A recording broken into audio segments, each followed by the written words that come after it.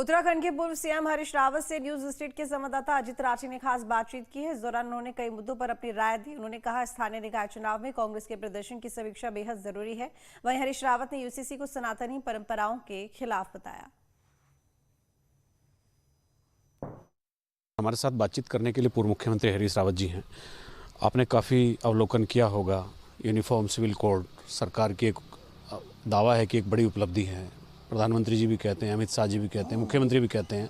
आपका क्या दृष्टिकोण है? मुझे तो बड़ा दुख हुआ कि आप देवताओं द्वारा अवतरित गंगा से और हमारे देवताओं द्वारा निर्धारित महाकुंभ से यूसीसी की तुलना कर रहे हैं, एक राजनीतिक प्रयास की तुलना कर रहे हैं।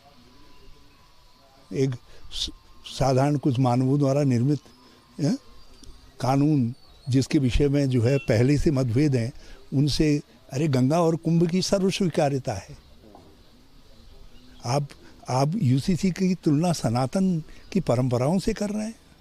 और सबसे बड़ी बात यह है, जो यूसीसी है वो उत्तराखंड के इथोज पर, हमारी संस्कृति पर हमला करता है। कैसे? जो लिव इन रिलेशनशिप है वो परिवार नाम की संस्था को नष्ट कर देगा। और उसके जरिए आपने ये लव जिहाद को उसको जो है लीगलाइज वो कर दिया, लीगल दे दिया है। क्या करना चाहते हैं आप? क्या कहना चाहते हैं आप? कुछ उसके खतरे समझे भी गए हैं। और फिर कई बातें, कई ऐसे प्रोविज़न हैं जिनमें भाई बहन और सब परिवारों में दरारें बढ़ेंगी।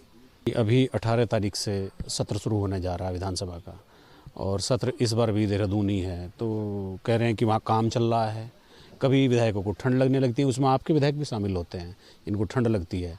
और इस बार काम बता रहे हैं, तो गैरसैंण का अब तात्पर्य क्या रहा? सबसे बड़ी बात यह है, तुमने ग्रीष्मकालीन राजधानी घोषित किया है, घोषित ही नहीं किया है, तुम बोर्ड उसको एग्जीक्यूट करते हो, कहते हो।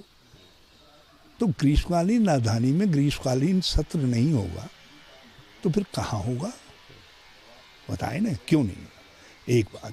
दूसरी बात यह है, जिन आधारों पर यदि एक सत्र और पेपरलेस विद पेपर हो जाएगा तो कौन सा तूफान खड़ा हो जाएगा। अभी स्थानीय निकाय चुनाव हुए, तो स्थानीय निकाय चुनाव में नगर निगम तो कांग्रेस को कोई नहीं मिला।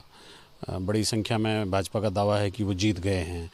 तो जो ये नगर निगमों की जो हार है, आपको क्या लगता है इनकी कोई पार्टी के लेवल पर समीक्षा होनी चाहिए? देखिए, हमको एक बार अद्योपरांत हमारे हारने का कारण ये नहीं है कि हमारे उम्मीदवार ठीक नहीं थे। बहुत सारे उम्मीदवार बड़े पॉजिटिव, बड़े प्रॉमिसिंग उम्मीदवार थे, बहुत अच्छे, और कई लोग बहुत अच्छा लाए। लेकिन जो संगठनात्मक बैकअप है वो नहीं मिल पाया। जब तक हम संगठन बनाने पे नहीं लगेंगे, अभी से नहीं जुटेंगे, तो आगे भी हमको इसी तरीके की स्थितियों का सामना करना पड़ेगा। आपको अपनी बात कम्युनिकेट करने के लिए और लाने के लिए पोलिंग बूथ तक वोटर को, तो वहाँ उतना तो कार्यकर्ता चाहिए ना। चलिए, बहुत धन्यवाद बातचीत करने के लिए। 2-3 बड़े महत्वपूर्ण मुद्दे थे। हरीश रावत जी ने हमसे बात की और अपने सुझाव भी दिए, और उनके मन में क्या है वो बात भी कही है। संगठन को मजबूती बनाने पर आज भी उनका उतना ही जोर है जितना पहले था। अपने सहयोगी कैमरामैन सोनी कुमार के साथ न्यूज स्टेट के लिए देहरादून से अजीत सिंह राठी। रुद्रप्रयाग में फायर सीजन शुरू होने से पहले ही जिले के जंगल धू धू कर जल रहे हैं और अभी तक 1 दर्जन से अधिक